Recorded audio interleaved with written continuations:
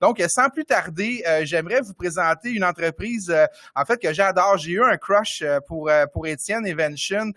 C'est une entreprise qui arrête pas d'innover. Il bouge à la vitesse de l'éclair. À toutes les fois que je me présentais chez Evention, c'était tout le temps configuré différemment parce que, écoute, ils engagent, ça n'a juste pas de sens. Puis, ils sont très, très proactifs, très, très innovants. Puis, honnêtement, je suis tellement fier qu'au Québec, on ait une belle entreprise comme Vention, parce qu'on se doit d'être fiers de ces entreprises-là qui amènent de l'innovation, qui nous poussent en fait à se dépasser. Puis ça, c'est inspirant. Puis ils ont des clients, écoutez, à travers le monde, là, c'est vraiment incroyable. Donc, sans plus tarder, je me ferme un peu le clapet parce que je veux accueillir Étienne, parce que je pense qu'Étienne, il y a personne de mieux positionné que toi pour nous parler de Vention. Étienne, tu es le CEO, président, fondateur et cofondateur, je crois, là, que tu as toute une belle équipe avec toi là, qui a démarré Vention. Fait que je te laisse, Étienne, la parole. Donc, je me retire. Je te souhaite une très belle présentation, Étienne. Puis je te remercie vraiment de faire partie de nos conférenciers aujourd'hui, Étienne. Bien, merci beaucoup, Carl. Merci à tout le monde d'être avec nous aujourd'hui. Aujourd'hui, pour les prochaines 12 minutes, je vais vous parler un peu de démocratisation des technologies d'automatisation industrielle. Je vais prendre 1 ou 2 secondes sur Vention, mais on va plutôt parler de ce qui est en train de se passer dans notre industrie. Vention, aujourd'hui, on est rendu, c'est une entreprise qui a 4 ans, environ 115 employés, 1000 clients sur 5 continents. On a la chance de travailler avec des très grands et des très petits sur multiples projets. Environ 4000 machines Vention déployées là, depuis les 4 dernières années. Et notre mission, nous, est de démocratiser l'automatisation industrielle. Donc, on se soucie beaucoup de créer un environnement numérique et physique dans lequel tous les professionnels du secteur manufacturier, pas seulement les experts, sont capables de concevoir, simuler, déployer des équipements automatisés avec une simplicité des fois désarmante. Voilà.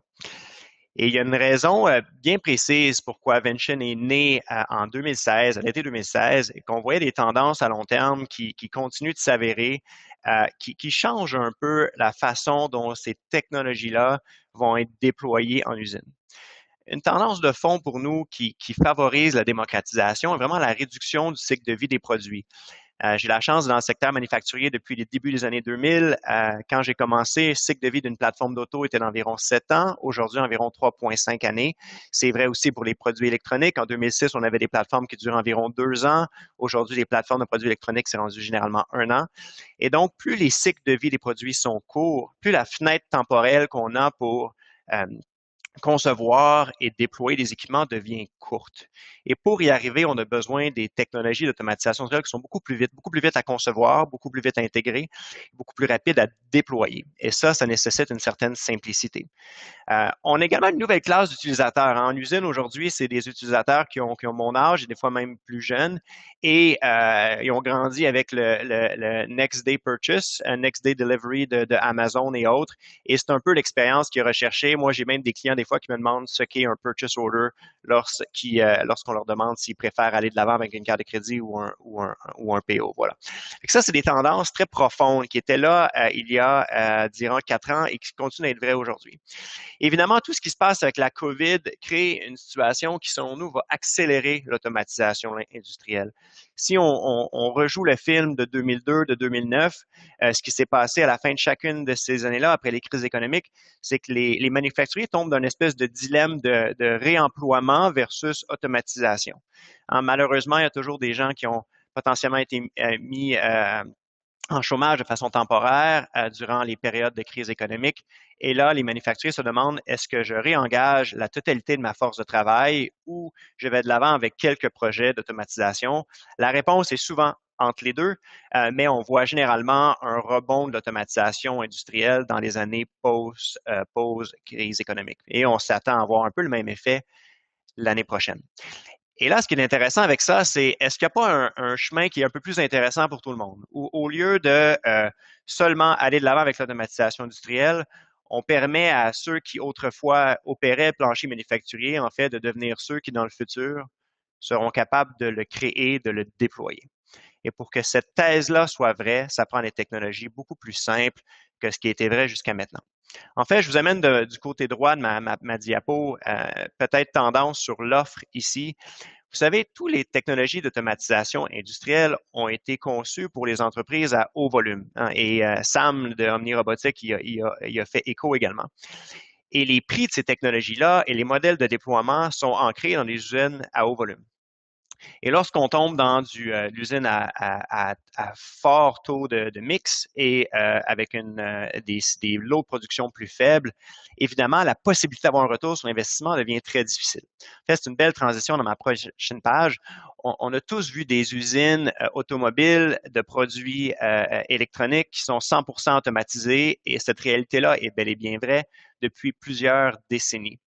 Par contre, la majorité du monde manufacturier aujourd'hui n'est toujours pas automatisé. Il y a une raison très simple, c'est que c'est impossible pour un manufacturier à lot variable ou à petit lot d'avoir un retour sur l'investissement intéressant avec les technologies traditionnelles. Pourquoi? Parce qu'une technologie plus traditionnelle d'automatisation industrielle va nécessiter plusieurs centaines de milliers de dollars en coût d'investissement, avec souvent une composante tout aussi considérable pour l'intégration au système, la conception et le déploiement en usine. Et avec des prix de la sorte, la majorité des manufacturiers ne peuvent simplement pas atteindre souvent la période de recouvrement d'un an qui est recherchée. En fait, ce que ça nous a amené à dire, c'est qu'il faut simplement repenser le modèle de livraison de ces technologies-là en usine. Et si on est capable de créer un modèle de déploiement ou de livraison qui est beaucoup plus libre-service, on a moyen de permettre une adoption beaucoup plus grande de ces technologies-là et donc de positionner notre secteur manufacturier dans le court terme pour rebondir sur de COVID un peu plus rapidement, mais dans le long terme pour être aussi plus efficace et plus compétitif sur un horizon de temps beaucoup plus grand. En fait, pour y arriver, si on réfléchit un peu à ce qui doit être vrai pour permettre un monde démocratisé avec un modèle de livraison différent, pour nous, il y avait vraiment trois composantes. La première chose, c'est qu'il faut vraiment créer un écosystème qu'on appelle plug and play, où l'ensemble des composantes matérielles sont faites pour fonctionner les unes avec les autres. Et ça, c'est vrai d'un point de vue compatibilité mécanique, mais c'est également vrai au niveau compatibilité logicielle. Je déploie un robot, il doit être compatible mécaniquement avec la base de robot, peut-être même avec une connectivité avec le convoyeur qui l'alimente. Et tous ces morceaux-là doivent se mettre en branle avec une simplicité désarmante, sans nécessiter l'expertise d'experts pour concevoir ces systèmes-là. En fait, pour que ces systèmes-là, qui sont plug and play, peuvent être déployés par la main-d'œuvre actuelle, hein, la fameuse main-d'œuvre qui aujourd'hui opère les usines, qui peut, on l'espère, devenir la main-d'œuvre qui déploie ces technologies-là avec des composantes plug and play. Il ne manque pas grand-chose. Il manque de la formation en ligne qui, de par le fait qu'on travaille avec des pièces plug and play, devient beaucoup plus simple. De par le fait que, étant donné que c'est en ligne, la connaissance peut être partagée, devient beaucoup plus accessible également. Et on commence à voir des brides où des professionnels du secteur manufacturier, et ici j'inclus tous les titres, pas seulement les ingénieurs, ça peut être des gens de maintenance, ça peut être des gens d'opération, des gens d'amélioration continue, deviennent maintenant capables et compétents à créer des équipements automatisés pour leurs propres usines. En fait, ce qui nous manque, c'est une seule chose, c'est ce que j'appelle la couche manquante. C'est la plateforme logicielle qui unit tout ça dans un tout cohérent. Plateforme logicielle qui regroupe les fameuses composantes plug and play, distribue la connaissance, partage les cas d'utilisation et fait en sorte qu'un utilisateur intéressé puisse avoir du succès à concevoir sa propre équipement automatisé. Je vous donne un exemple ici qui est peut-être plus propre à Vention. On appelle ça, nous, les plateformes d'automatisation manufacturière. Vention est en train d'un peu de définir cette catégorie-là qui est sur le point d'émerger. Mais on parle d'un environnement digital intégré du début à la fin où les gens peuvent concevoir en ligne avec des pièces modulaires les unes aux autres, des pièces plug and play. À mesure que les gens conçoivent, peuvent voir le prix en temps réel, donc faire les optimisations nécessaires propres à leur cas d'utilisation. Peuvent également automatiser, simuler leur machine en ligne d'un environnement sans code. Hein, on veut toujours que ça reste accessible à la totalité des utilisateurs. Donc, on peut programmer, simuler, valider les temps de cycle et donc valider le retour sur investissement sans code. Et tout ça est gratuit.